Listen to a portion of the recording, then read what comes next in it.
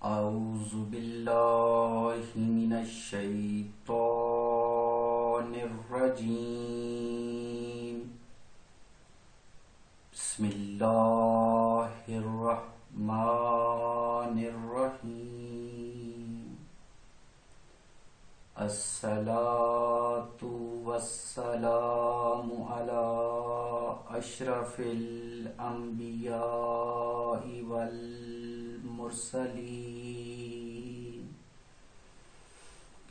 وأولاده الطيبين الطاهرين المعصومين.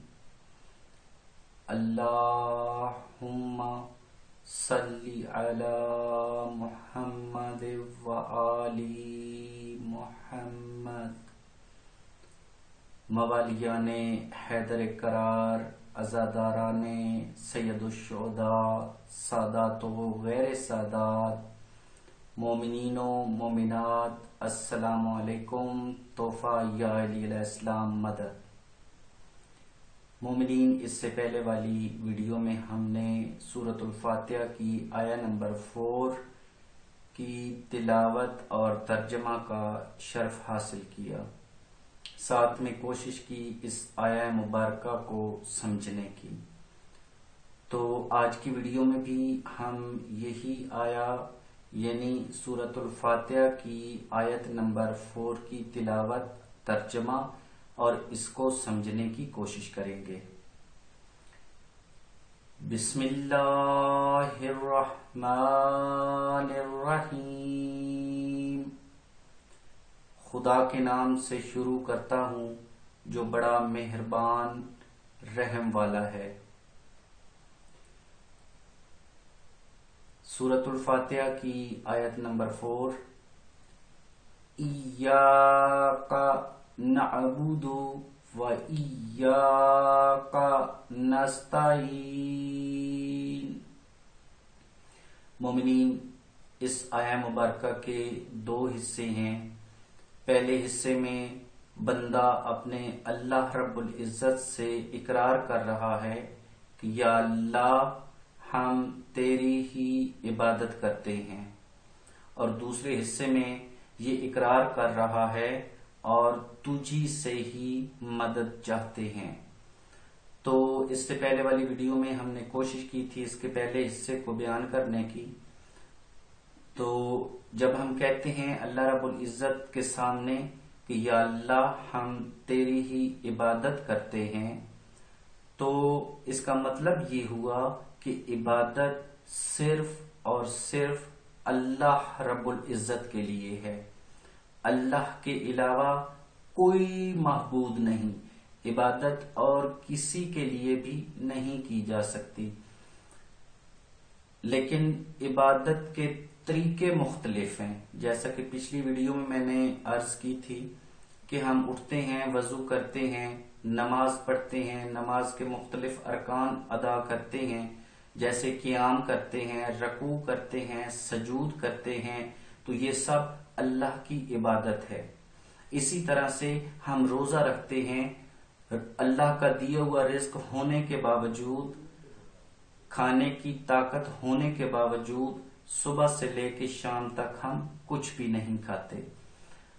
اللہ کا دیا ہوا پانی، مشروبات، کولڈ ڈرنکس، مختلف چیزیں ہمارے پاس موجود ہوتی ہیں، لیکن اللہ رب العزت کی رضا کے لیے، اللہ کی عبادت کے لیے ہم صبح سے شام تک پیاسے رہتے ہیں. اسی طرح سے عبادت کے اور بہت سارے انداز ہیں. مثال کے طور پہ اللہ رب العزت نے ہمیں وسیع رزق عطا فرمایا تو ہم پہ حج واجب ہو گیا. جب ہم حج کے لیے گئے تو سب سے پہلا کام کیا کیا؟ یہاں سے ہم بڑے اچھے کپڑے پہن کے گئے، ہم پینٹ شرٹ بڑی مہنگی پہن کے گئے.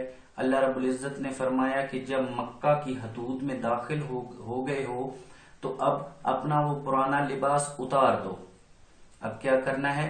2 چادریں لینی ہیں اور وہ زیب تن کر لینی ہیں، ان سے اپنے جسم کو چھپا لینا ہے.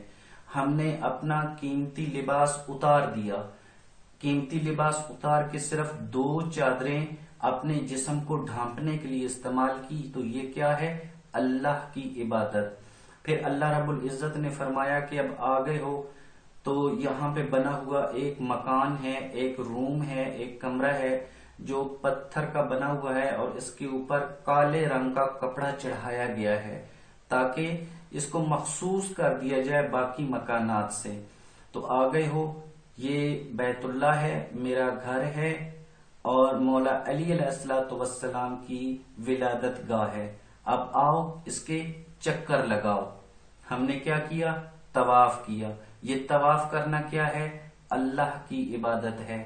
پھر اللہ رب العزت نے کہا کہ دو چھوٹی چھوٹی پہاڑیاں ہیں، صفا و مروہ، اب ان کے درمیان میں دوڑو۔ ان کے درمیان میں آرام سے نہیں چلنا ہے، دوڑنا ہے۔ اگر کوئی نہیں دوڑ سکتا تو وہ دوڑنے والی شکل بنائے گا وہاں پہ، یہ واجب ہے۔ تو یہ ہم جو حج پہ گئے اور وہاں پہ ہم دوڑے، یہ کیا چیز ہے؟ یہ اللہ رب العزت کی عبادت ہے۔ پھر اللہ رب العزت نے فرمایا کہ یہاں سے فارغ ہونے کے بعد 3 مقامات پہ 3 پتھر نصب کیے ہوئے ہیں، 3 مقامات کی نشاندہی کی ہوئی ہے، یہاں پہ جا کے پتھر مارو، کنکرے مارو۔ تو یہ پتھر مارنا کیا ہے؟ اللہ رب العزت کی عبادت ہے۔ یعنی ہم عبادت اللہ کی کر رہے ہیں، انداز مختلف اپنا رہے ہیں۔ جیسے ہم نے وضو کیا، اللہ کی عبادت، نماز پڑھی، اللہ کی عبادت، حج پہ گئے، اللہ کی عبادت، محنت مزدوری کر کے مشقت کر کے رزق حلال کمایا، اللہ کی عبادت۔ پھر اللہ نے کہا کہ میرے دیے ہوئے رزق میں سے 5واں حصہ غریب سادات کو دے دو، تو یہ بھی اللہ کی عبادت۔ پھر کہا اس میں سے 40واں حصہ نکالو اور یہ بھی غریبوں اور محتاجوں میں تقسیم کر دو، تو یہ بھی اللہ رب العزت کی عبادت۔ اب اس آیہ مبارکہ کے اس پہلے حصے کو سمجھنا انتہائی ضروری ہے۔ اگر یہ حصہ ہمیں سمجھ آ گیا تو دوسرا حصہ تب ہمیں سمجھ آئے گا۔ تو اللہ رب العزت کی عبادت ہم نے کی مختلف طریقوں سے، مختلف انداز ہیں اللہ رب العزت کی عبادت کرنے کے۔ تو اسی طرح سے زکوٰۃ دی، خمس دیا۔ پھر اللہ رب العزت نے کہا کہ اگر میرے دشمن یعنی اللہ رب العزت کے دشمن منافقین، کفار اگر آ جاتے ہیں اسلام پہ حملہ کرنے کے لیے تو اب تم کیا کرو؟ ان سے جا کے لڑو، اپنی جان کی پرواہ کیے بغیر، اپنی تکلیف کی پرواہ کیے بغیر تم پہ فرض ہو گیا ہے کہ تم جا کے ان سے جہاد کرو، چاہے تم اس میں قتل ہی کیوں نہ ہو جاؤ۔ ہم نے جا کے جہاد کیا کفار کے ساتھ، مشرکین کے ساتھ، تو یہ کیا ہے؟ اللہ کی عبادت کر ہم اللہ کی عبادت رہے ہیں، لیکن انداز مختلف ہیں، انداز ڈیفرنٹ ہیں، ڈیفرنٹ طریقوں سے ہم نے اللہ رب العزت کی عبادت کی۔ مومنین، آج کی ویڈیو میں اتنا ہی۔ میں سمجھتا ہوں کہ اب آپ کو سمجھ آ گئی ہوگی کہ جب ہم اقرار کرتے ہیں کہ ہم یا اللہ ہم تیری ہی عبادت کرتے ہیں تو اس کے لیے مختلف انداز اپناتے ہیں۔ جیسا کہ مجلس امام حسین علیہ السلام میں جاتے ہیں، وہ کیا ہوتی ہے؟ اللہ کی عبادت۔ عزاداری سید الشہداء میں شامل ہوتے ہیں، وہ کیا ہے؟ اللہ کی عبادت۔ اللہ کی عبادت کے بہت سارے مختلف طریقے ہیں۔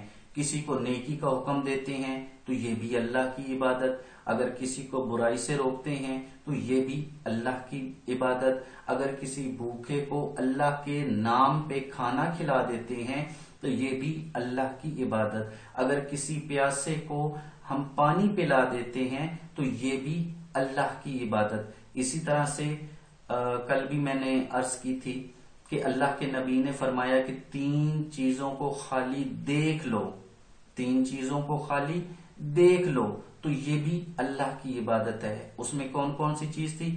خانہ کعبہ، بیت اللہ کو دیکھنا، اللہ کی عبادت، قرآن کریم کے حروف کو، ورڈز کو نظر سے دیکھ لینا یہ بھی اللہ کی عبادت، مولا علی علیہ الصلوۃ والسلام کے چہرہ کو دیکھنا یہ بھی اللہ کی عبادت، ذکر علی عبادہ، مولا علی علیہ السلام کا ذکر کرنا بھی عبادت، مولا علی علیہ السلام سے محبت رکھنی بھی عبادت، یعنی ہم عبادت اللہ کی کر رہے ہیں، انداز مختلف اپنا رہے ہیں۔ تو مومنین، میں نے کوشش کی ہے کہ آپ کو احسن انداز میں اور آسان سے آسان الفاظ میں آپ تک یہ پیغام پہنچا دوں کہ سورۃ الحمد کی آیہ نمبر 4 کا پہلا میسج ہے کہ یا اللہ ہم تیری ہی عبادت کرتے ہیں، یہ ہر مومن اور مومنہ کا عقیدہ ہے۔ تو انشاءاللہ العزیز اس کا دوسرا حصہ انشاءاللہ نیکسٹ والی ویڈیو میں آپ کے سامنے لے کے حاضر ہو جاؤں گا، اس کو بھی سمجھنے کی پوری کوشش کریں گے کہ ہم اللہ رب العزت سے مدد کس طرح مانگتے ہیں۔ تو تمام مومنین و مومنات، تمام سے میری گزارش ہے مجھے اپنی دعاؤں میں ضرور یاد رکھیے گا۔ میرے چینل زوار سید اظہر حسین شاہ کو سبسکرائب کر لیں، ساتھ والے بیل آئیکن کو لازمی پریس کر لیں تاکہ میری ہر ویڈیو پہنچے آپ تک سب سے پہلے۔ جزاک اللہ، والسلام علیکم، توفیق یا علی علیہ السلام مدد۔